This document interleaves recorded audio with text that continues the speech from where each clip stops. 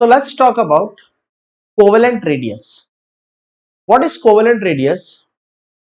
It is defined as half of internuclear distance between two atoms of same element. ये बहुत important है. Hydrogen ने chlorine के साथ कोवेलेंट बॉन्ड बनाया. हाइड्रोजन ने क्लोरीन के साथ कोवेलेंट बॉन्ड बनाया और फिर आपने इंटरन्यूक्लियर डिस्टेंस को हाफ कर दिया, तो that can not be called covalent radius. Why? See, एक एटम है हाइड्रोजन का. Hydrogen is a very small atom. दूसरा एटम है क्लोरीन का, which is comparatively very big. और उसके बाद आपने इंटरन्यूक्लियर डिस्टेंस फाइंड किया. ये आपके पास इंटरन्यूक्लियर डिस्टेंस आ गया और फिर आपने इस इंटरन्यूक्लियर डिस्टेंस को हाफ कर दिया. ध्यान से देख के बताओ, ये जो डिस्टेंस है, क्या ये हाइड्रोजन का रेडियस शो कर रहा है? नहीं. क्या ये क्लोरीन का रेडियस शो कर रहा है? ये point, this point. Is it showing the radius of chlorine? No. Is it showing the radius of hydrogen? No. It is meaningless. तो होमोन्यूक्लियर मॉलिक्यूल आपको लेना पड़ेगा. मतलब कोवेलेंट बॉन्ड होना चाहिए between atoms of same element और फिर internuclear distance का हाफ करो. दो एटम्स सेम एलिमेंट के, hydrogen hydrogen, chlorine chlorine, chlorine fluorine, iodine iodine, right? Atoms of same element covalently bonded, उस इंटरन्यूक्लियर डिस्टेंस का हाफ करो तो आपको मिलता है covalent radius. Let's take an example.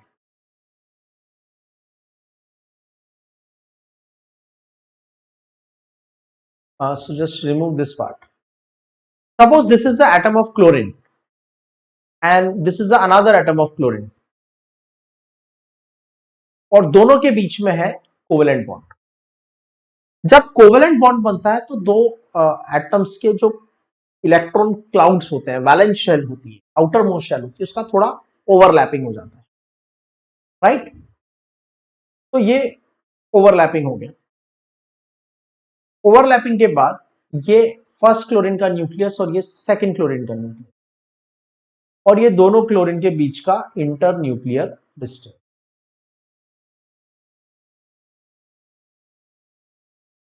ये दोनों क्लोरीन के बीच का इंटर न्यूक्लियर डिस्टेंस. अब हम कर देते हैं half of inter nuclear distance. ठीक है? This half of internuclear distance will be called atomic radius. ये न्यूक्लियस, ये वाला जो पार्ट है, this part will be called as radius of chlorine. ठीक है? तो लेट्स से फॉर एग्जांपल मैं आपको बताता हूं कि ये जो पूरा इंटरन्यूक्लियर डिस्टेंस है, लेट्स से दिस वन, ये पूरा internuclear distance from one point to other point, it is total 198 picometre. ये पूरा डिस्टेंस है 198 पिकोमीटर. तो जब हम इसका हाफ करेंगे, 198 का हाफ करेंगे, तो वो आएगा 99 पिकोमीटर. ठीक है? तो इसका मतलब हमने कहा डाइक्लोरिन में इंटरन्यूक्लियर डिस्टेंस होती है. डाइक्लोरिन का मतलब Cl2 में, मतलब सेम एलिमेंट के दो एटम कोवेलेंटली बॉन्डेड है, उनके बीच का इंटरन्यूक्लियर डिस्टेंस है 198 पिकोमीटर. तो twice of radius of chlorine is equal to 198 picometer. So radius of chlorine will be equal to 198 divided by 2 is equal to 99 picometer. ठीक है? This is called covalent radius. Now, some of you may ask and may think and you should think, एक बात बताइए, ये जो red line है, क्या ये एटम की एक्चुअल बाउंड्री है? नहीं है। ये वाला जो फर्स्ट सर्कल आपको दिख रहा है, दिस वन, राइट, क्या ये सर्कल यहां रेड लाइन पे आके खत्म हो रहा है? नहीं, ये तो इसके बियॉन्ड है ना। तो इसका मतलब एक्चुअल रेडियस जो क्लोरीन एटम की है वो शायद 99 पिकोमीटर से थोड़ी ज्यादा है, ठीक है, और ओवरलैपिंग की वजह से वो डिस्टेंस थोड़ा कम आ रहा है, but we don't have any option, so we have to accept it. So we will believe that covalent radius is slightly smaller than the actual radius. ठीक है, see what I'm trying to explain you is, let's say ये chlorine के atoms एक दूसरे को overlap नहीं करते,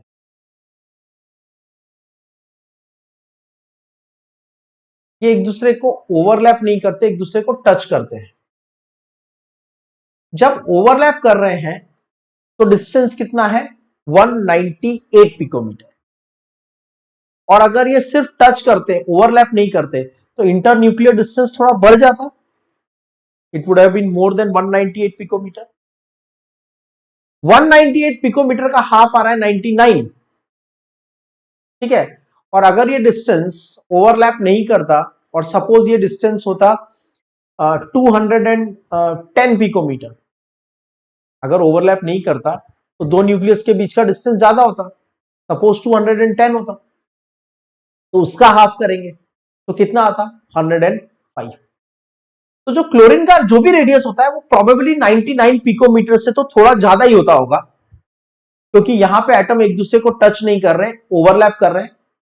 overlap कर रहे हैं तो इंटर न्यूक्लियर डिस्टेंस एक्चुअल से थोड़ा कम आ रहा है, एक्चुअल से थोड़ा कम आ रहा है, तो रेडियस भी एक्चुअल से थोड़ा कम आएगा।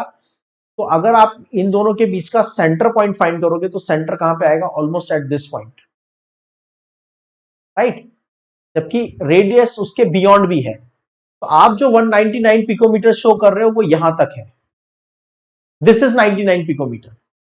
जो आप शो नहीं कर पा रहे हो वो ये है, इतना डिस्टेंस आपने शो नहीं कर पाया, ठीक है। तो हमें एक्चुअली बिलीव करना पड़ेगा कि covalent radius is slightly smaller than the actual radius of the atom, but that's the thing we have to accept. Now another important thing, कुछ क्वेश्चंस कर लेते हैं इसके ऊपर बेस्ड। क्वेश्चन हमें दिया हुआ है, covalent bond length of dichlorine is 198 picometre, ये इंफॉर्मेशन है। Covalent bond length of dichlorine is 198 picometer, whereas covalent bond length of the carbon and chlorine is 176 picometer. Find the radius of carbon. तो ये जो distance है from chlorine nucleus to carbon nucleus, ये distance उन्होंने आपको बताया हुआ है कि ये जो डिस्टेंस है, ये डिस्टेंस अप्रोक्सीमेटली 176 पिकोमीटर है। लेकिन अगर दो क्लोरीन के बीच में बॉन्ड बनता है, तो ये वाला दो क्लोरीन के बीच में बॉन्ड बनता है तो डिस्टेंस कितनी होती है?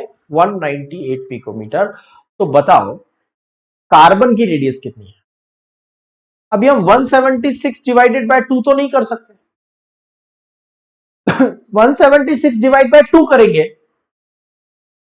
तो ये आंसर सही नहीं होगा, क्योंकि हमने कहा था इंटर न्यूक्लियर डिस्टेंस का हाफ करो अगर दोनों बॉन्डेड एटम सेम है। यहां दोनों बॉन्डेड एटम सेम नहीं है, एक कार्बन है दूसरा क्लोरीन है, दोनों बॉन्डेड एटम सेम नहीं है, तो इनको हाफ करके आप कार्बन की और क्लोरीन की दोनों की रेडियस फाइंड नहीं कर सकते। लेकिन एक बात फैक्ट है